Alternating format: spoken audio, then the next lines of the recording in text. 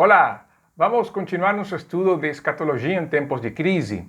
Nós já falamos da grande tribulação e eu sei que alguns assuntos ficaram um pouco assim no ar, mas depois de falarmos sobre Mateus 24 e 25, nós vamos entrar então sobre Apocalipse e também sobre os textos 1 de Tessalonicenses, 2 Tessalonicenses e 1 Coríntios, capítulo 15.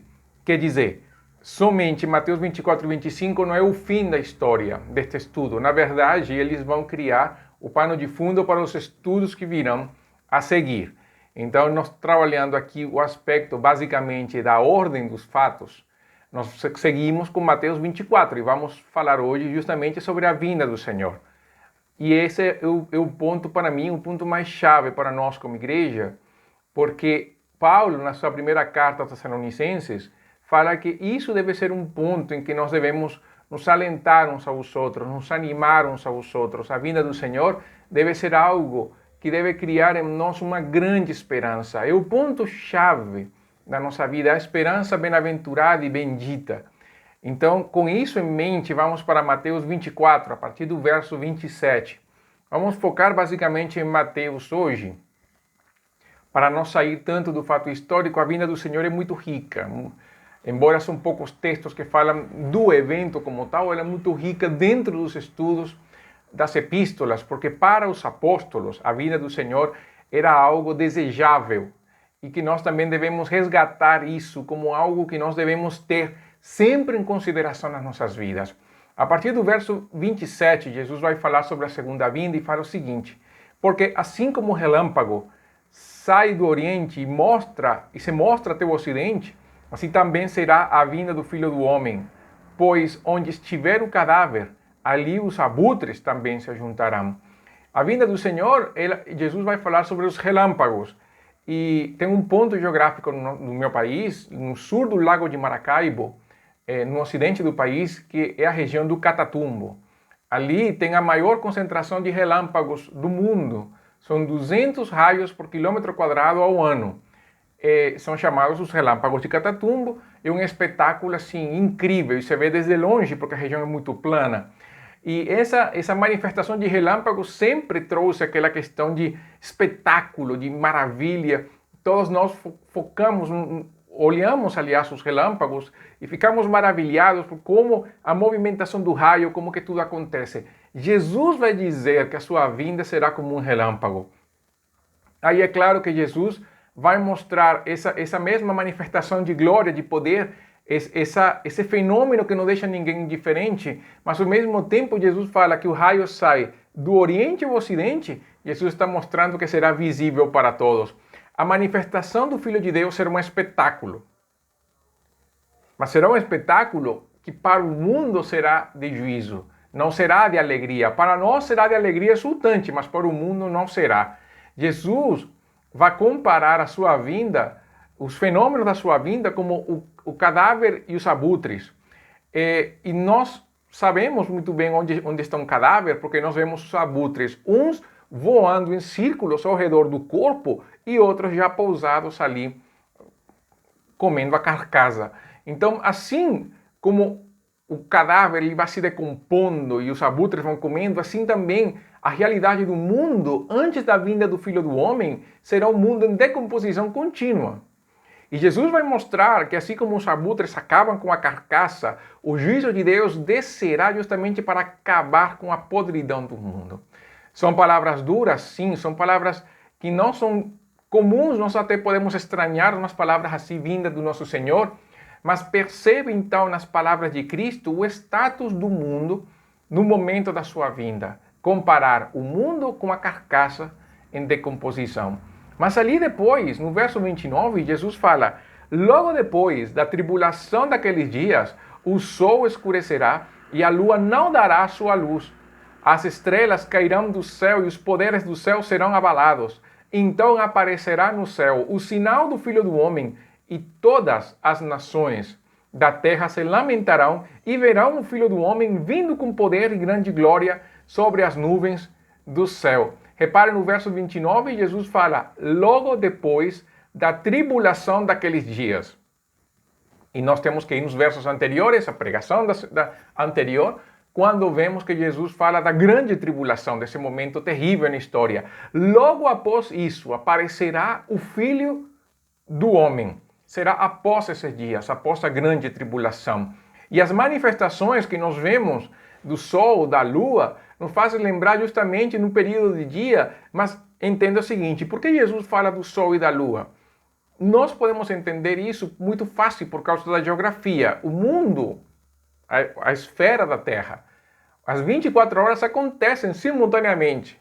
Se o Senhor aparecer, pelo menos no Brasil, o dia do Senhor acontecer, pelo menos nós estivermos aqui, e for de dia, na parte da Ásia, que está justamente atrás, do outro lado do globo, será à noite. Então, assim, o que alguns verão a manifestação de dia, outros verão de noite. Então, Jesus vai falar do sol, da lua, das estrelas, justamente para mostrar que o evento que vai acontecer, ele vai abranger o mundo todo, a esfera do globo terráqueo, e ali, nesse momento, todos verão as manifestações prévias à sua vinda.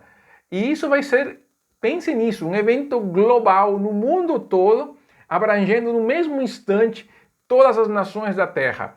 E ali, Jesus fala que as nações se lamentarão. Por quê? Porque no meio do ápice do ódio contra a igreja, no meio do fragor da tribulação, o Filho do Homem aparecerá. E nessa hora, aqueles que andam perseguindo a igreja compreenderão a verdade. E verão que Deus não era piada, nem era objeto de zombaria. Na verdade, o Deus da igreja era um Deus real. E ali virá a lamentação, porque sabem que seu fim é inevitável.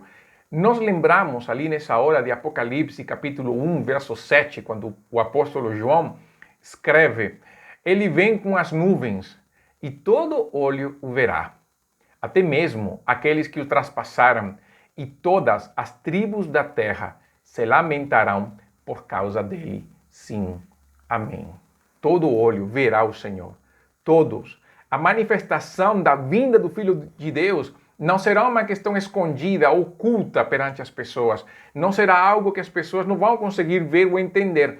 Todo mundo verá o Filho de Deus nessa hora. Todo mundo olhará e verá a manifestação do Filho de Deus. Não é oculto, não é escondido. Esqueça aquela ideia de Cristo retornando de uma maneira em que ninguém vai conseguir enxergar. Muito pelo contrário, Jesus está falando que no dia da sua vinda, todos, inclusive aqueles que não acreditam nele, se lamentarão, principalmente aqueles que não reconheceram Jesus como o Senhor.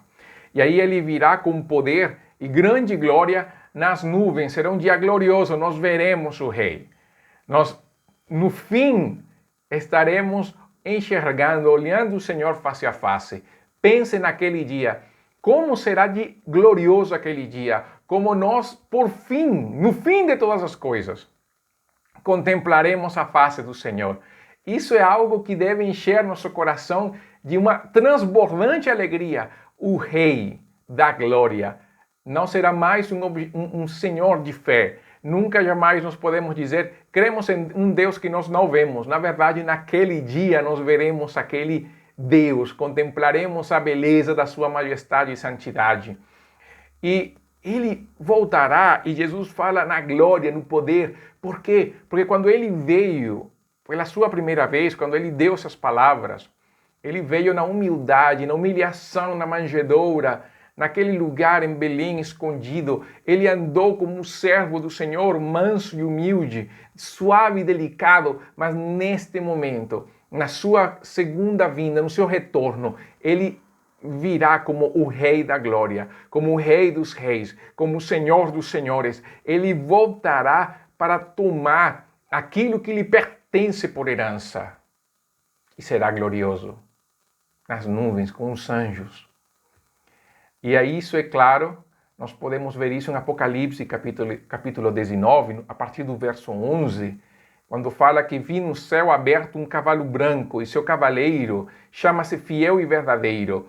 Ele julga e luta com justiça. Os seus olhos eram como chamas de fogo, sobre a cabeça trazia muitas coroas e tinha um nome escrito que ninguém conhece senão ele mesmo. Estava vestido com um manto salpicado de sangue e seu nome é o Verbo de Deus. Cristo retornando com força, com poder, mas não vem mais como o cordeiro. Ele vem como o leão da tribo de Judá, para reinar com cetro de ferro. E ali, é claro, no verso 31, ele vai falar: enviará seus anjos com um alto som de trombeta, os quais reunirão seus escolhidos desde os quatro ventos, de uma a outra extremidade do céu.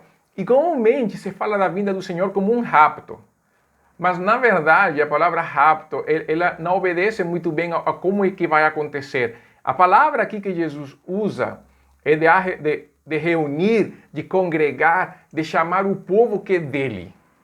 Não é uma questão de tomar pela força ou algo que não te pertence. O rapto, o sequestro, comumente se faz com algo que não pertence ou com algo que pertence, mas que não é o tempo devido.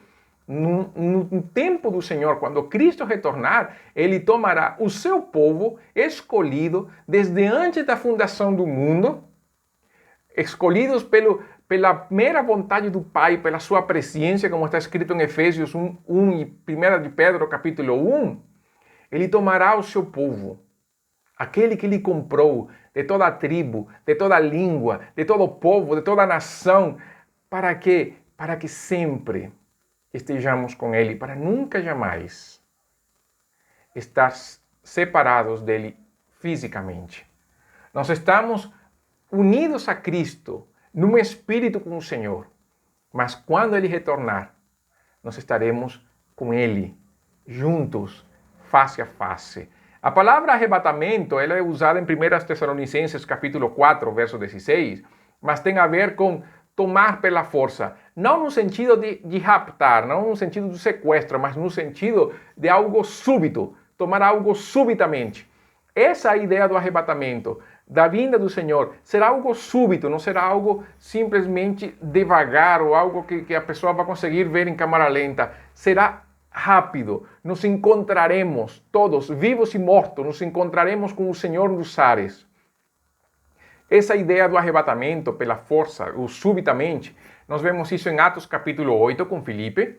Filipe, depois que batiza o eunuco, aliás, ele é arrebatado e é levado pelo Espírito do Senhor para outro lugar. Algo súbito, rápido. E a outra parte que fala assim é quando Paulo conta a sua experiência segundo aos Coríntios 12. Quando subiu o terceiro céu, ele fala que ele foi arrebatado. Foi algo súbito, de repente. Ele teve essa experiência. E Jesus fala então de reunir, a juntar para a reunião final. Assim como aquele hino fala, um só rebanho, um só pastor. Então, Jesus vai falar também do som da trombeta. E o som da trombeta, então, pode criar aquela confusão de que se é a última trombeta do Apocalipse, a sétima trombeta. Mas isso vai mais, essa imagem da trombeta vai mais com o texto de Números capítulo 10, das trombetas que eram usadas para congregar o povo, do que das trombetas de Apocalipse. Era a maneira do rei congregar todos para uma reunião, chamar todo mundo para si, todo mundo se reunir na presença de Deus. Então, o que Jesus vai fazer com o som da trombeta, quando o anjo tocar a trombeta, é o momento da chamada. Todos devemos ir ao encontro com o Senhor. Leia Números capítulo 10, e aí você verá justamente como as trombetas serão usadas para congregar o povo. Não vou entrar em detalhes aqui, porque estaria saindo um pouco do assunto, mas após esta mensagem, você pode entrar em Números capítulo 10 e fazer essa leitura. Assim como as trombetas congregavam o povo de Israel, o anjo tocará a trombeta, anunciando o ajuntar do povo de Deus para receber ao grande rei. Todos seremos congregados. Não importa de onde nós fomos, não importa a língua que você e eu falamos, não importa a nossa procedência também, não importa a nossa família, não importa a igreja, não importa a denominação, não importa aquilo onde nós estamos. Na verdade, o que nos une, que é a fé em Cristo, a sua palavra, o testemunho do Espírito, é isso que vai ser visto nessa hora. Quando nós estejamos reunidos como uma igreja só, não haverá como dizer, opa, se afasta de mim porque você não faz parte do meu rebanho. Não, nessa hora todos estaremos juntos na presença do Senhor. Será um dia maravilhoso. Os detalhes da vinda do Senhor estaremos olhando com muito mais cuidado na primeira carta a Tessalonicenses, no capítulo 4, e 1 Coríntios, capítulo 15. Então você vai ter que aguardar um pouquinho e esperar até chegar nessa hora para ver com mais detalhes a vinda do Senhor, como será isso, porque será algo maravilhoso e glorioso. Eu quero ficar somente com a ideia de Jesus. Após a grande tribulação, o Filho do Homem aparecerá, as nações se lamentarão, mas ele chamará então os seus escolhidos para se encontrarem juntamente com o Senhor nos ares, como fala 1 Tessalonicenses, capítulo 4. Então, Jesus voltará após a grande tribulação, será visível, real, glorioso. O ímpio vai se lamentar, mas o justo, o santo, vai exultar de alegria. O tempo de lamentação é justamente porque o período de salvação, com a aparição de Cristo, acaba. Não há mais salvação. É o momento na qual se separa o joio do trigo. É o momento em que se separam os cabritos das ovelhas. E é claro, para aqueles que esperavam, aguardavam a chegada do Redentor, aquele dia será o cumprimento de tudo. E é claro que Jesus, por isso que Jesus vai colocar os dias de Noé como referencial. Porque até o momento da chuva, o Noé era zombado e parecia que os outros estavam certos. Mas no momento em que a chuva começa a descer e Deus mesmo, fecha a porta da arca, ninguém conseguiu entrar. Porque o tempo de salvação tem um limite. O limite que o próprio Deus estabelece pela sua soberania, pelo seu tempo certo. E por isso, nós podemos nos alegrar e nos consolar, por um lado, por causa do sofrimento que nós temos, por causa das angústias que nós passamos, por causa das tribulações que vivemos, por causa inclusive da luta contra o pecado. Mas ao mesmo tempo, é um chamado para continuar cumprindo o papel que nos corresponde como igreja, de levar a mensagem do Evangelho até que todo mundo conheça de Jesus, até que todos tenham a oportunidade de escutar o Evangelho de Cristo. Lembre, o Evangelho do Reino deve ser pregado a todas as nações. Esse é o nosso papel como igreja. Nós, ao invés de estar olhando para os sinais, nós devemos olhar para a nossa responsabilidade. A vinda do Senhor nos chama a responsabilidade, a assumir nosso papel como igreja e a cumprir a grande comissão que nos foi encomendada. Então, fica por aqui com esta palavra de exortação final. Não fiquemos somente aguardando a vinda do Senhor como uma maneira de escapar dos problemas. Vejamos a vinda do Senhor como um incentivo à missão, a termos uma vida de louvor, de engrandecimento do Senhor e, ao mesmo tempo, termos uma vida de compromisso com o reino de Deus. Antes do que honrar homens, nós devemos honrar o Deus que nos salvou. Cumpramos o nosso papel como Igreja de Cristo e, com certeza, nós vamos anelar ainda mais a vinda do Senhor. Vamos orar, então, e agradecer a Deus por esse momento glorioso que virá. Eu creio que Cristo voltará. Você crê? É melhor você crer, porque mesmo crendo ou não, Ele voltará. Senhor, muito obrigado neste momento, Pai. Obrigado pela Tua graça, Deus. Obrigado pela vida que o Senhor tem nos dado em Cristo Jesus. Obrigado, Deus, porque nós fazemos parte do povo de Deus, não pelas nossas obras e méritos, mas pela Tua graça, Deus. E eu oro para que a nossa vida seja um reflexo do Teu amor, do Teu cuidado. Que nós possamos, ó Deus, a cada dia viver para a Tua glória e que ao mesmo tempo nós possamos compartilhar a vida de Cristo a cada pessoa, a cada criatura. Te engrandecemos, ó Deus, e te louvamos em Cristo Jesus. Amém. Que Deus te abençoe. Então, isto foi Escatologia em Tempos de Crise. Até a próxima mensagem da nossa série.